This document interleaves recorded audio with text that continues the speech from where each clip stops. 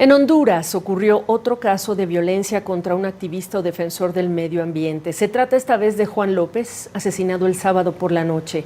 López era líder del Comité Municipal de Bienes Comunes y Públicos de Tocoa, departamento de Colón. Luchaba por la defensa de un parque nacional y las aguas de los ríos Guapinol y sector San Pedro ante la instalación de un proyecto minero de una empresa privada. En otro ejemplo más de personas en comunidades que luchan por proteger su tierra y su agua. La Comisión Interamericana de Derechos Humanos y la Relatoría Especial sobre Derechos Económicos, Sociales, Culturales y Ambientales condenaron el asesinato y pidieron investigar los hechos, considerando su labor, la labor de López, en la defensa de los derechos humanos como posible móvil del delito. López además contaba con medidas de protección otorgadas por la Comisión Interamericana de Derechos Humanos desde el año 2023, medidas que según compañeros de López, el Estado hondureño no había activado. Era conocido que López había sufrido amenazas de muerte, seguimiento, hostigamiento y otros actos de violencia. El organismo condenó en 2023, por cierto, el asesinato de 5 defensores ambientales, 4 de los cuales ocurrieron en ese mismo departamento de Colón. La organización Global Witness, por su parte, ha reportado que Honduras vio el asesinato de 18 defensores ambientalistas en el año 2023. 3 de ellos están relacionados con la lucha del Guapinol. Un llamado a investigar oportunamente y con prontitud este homicidio también llegó de la organización Human Rights Watch. CNN solicitó comentarios al gobierno hondureño en relación con el caso de López, la activación de esas medidas cautelares para protegerlo a él y a miembros del comité, entre otras preguntas, sin que hasta ahora tengamos respuestas. El Consejo Cívico de Organizaciones Populares e Indígenas de Honduras también condenó este ataque. Esta última organización, por cierto, fue fundada por la ambientalista Berta Cáceres en el año 1993, asesinada ella en 2016, pese a contar también con medidas cautelares al igual que López. Vamos a entrar ya a este caso con la ayuda de Claudia Paz y Paz, ex fiscal general de Guatemala, hoy directora del Centro por la Justicia y el Derecho Internacional para México y Centroamérica. Claudia, gracias por estar con nosotros. Dimensionemos con tu ayuda todavía más la gravedad de este asesinato. Muy buenas noches, Gabriela. Creo que es un hecho lamentable, es un hecho sumamente doloroso y es un ciclo, un triste ciclo que se sigue repitiendo en Honduras.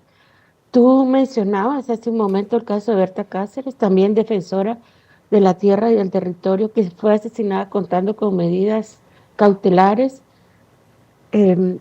Los 3 asesinatos también de otros miembros del comité que ocurrieron en el año 2023, de Oquelí y Alí Domínguez, que eran hermanos de uno de los más importantes líderes del comité, de Reinaldo y también de Jairo Bonilla, y ahora el asesinato de Juan. Y este asesinato ocurre por defender justamente el parque. El parque que lleva el nombre de otro defensor, el Parque Escaleras, que lleva el nombre de otro defensor que lamentablemente fue asesinado y que cuenta ese caso con sentencia de la Corte Interamericana de Derechos Humanos. Y en el marco de unas medidas que fueron expedidas para proteger a los integrantes del comité, al bufete que los representa, y que lamentablemente, si se hubieran implementado adecuadamente, quizás hubieran prevenido este lamentable hecho.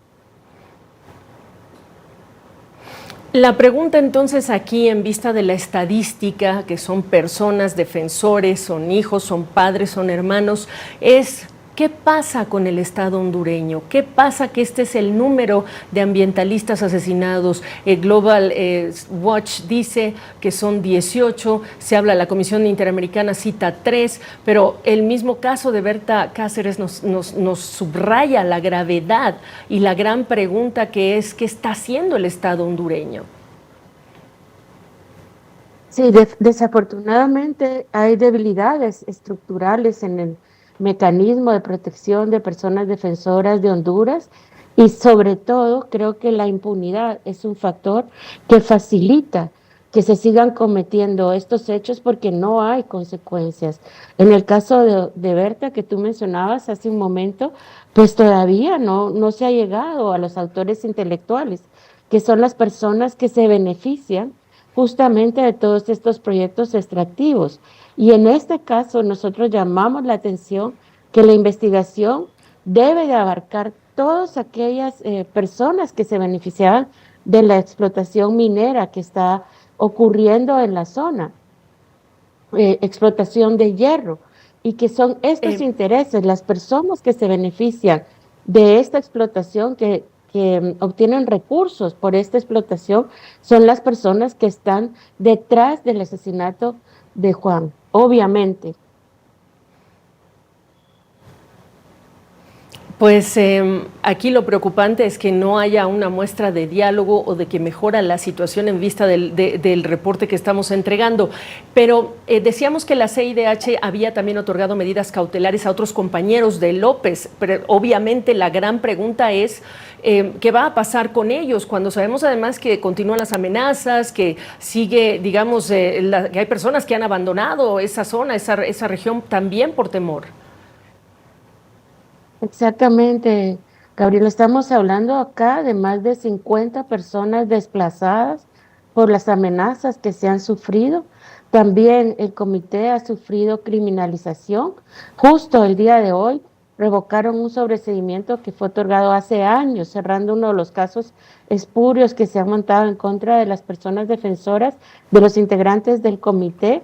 Entonces, nuestra solicitud al Estado de Honduras, desde CEGIL también correpresentamos con otras organizaciones en estas medidas cautelares, es que hay un número de medidas que ya fueron acordadas con el Estado y que se implementen de manera inmediata, porque el riesgo es urgente.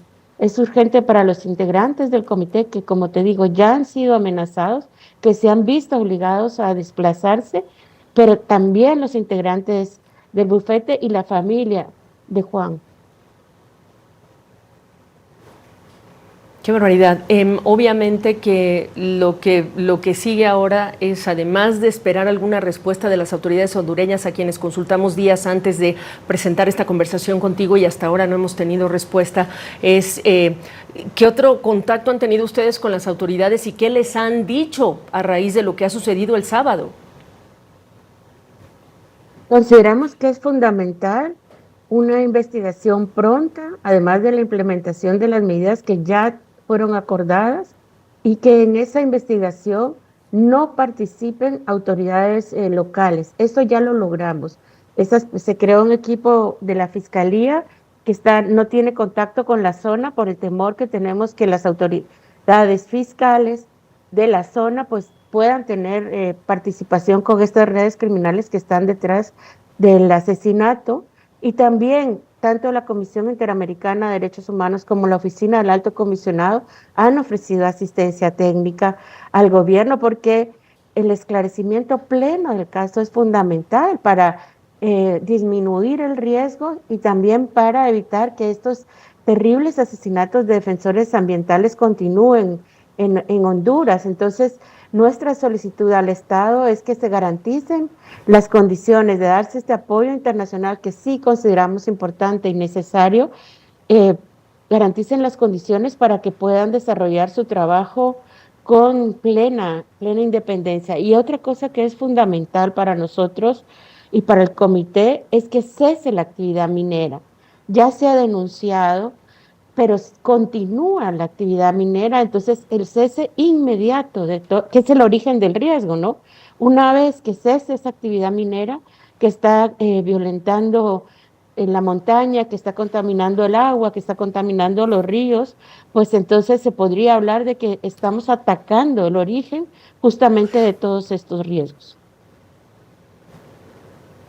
Debo preguntarte, me voy a extender en el tiempo, pero debo preguntarte, ¿qué no se han acercado con la compañía, no se han acercado, no ha mediado la autoridad con la compañía para que haya algún tipo de acuerdo en relación con cómo se explota dentro de ese proyecto? El problema acá es que esa concesión fue otorgada ilegalmente, porque fue otorgada en un área que está protegida, que es el Parque Nacional Carlos Escaleras. Entonces, desde el origen, en 2013, cuando se modificó la ley para quitar, reducir el área de protección del parque, En el 2014, cuando se hizo el otorgamiento de la concesión minera, hubo una serie de anomalías del Instituto Hondureño de Energía y Minas, que es el que autoriza estas Sí. concesiones, y es lo que se está demandando, ¿no? Los miembros del comité han estado demandando Ya. que tanto que la concesión fue ilegal, que la reducción del área protegida también fue Bueno. arbitraria, fue ilegal, y por eso es que es importantísimo que se cese porque es un parque nacional. No puede haber explotación legítima dentro de esta área. Bueno, pues nuestro compromiso de seguir tocando la puerta de las autoridades para que incluso nos expliquen por qué, siendo esta una zona protegida, un área protegida, se ha decidido avanzar con un proyecto de explotación minera. Por lo pronto, Claudia, te agradezco la oportunidad de entender mejor el caso.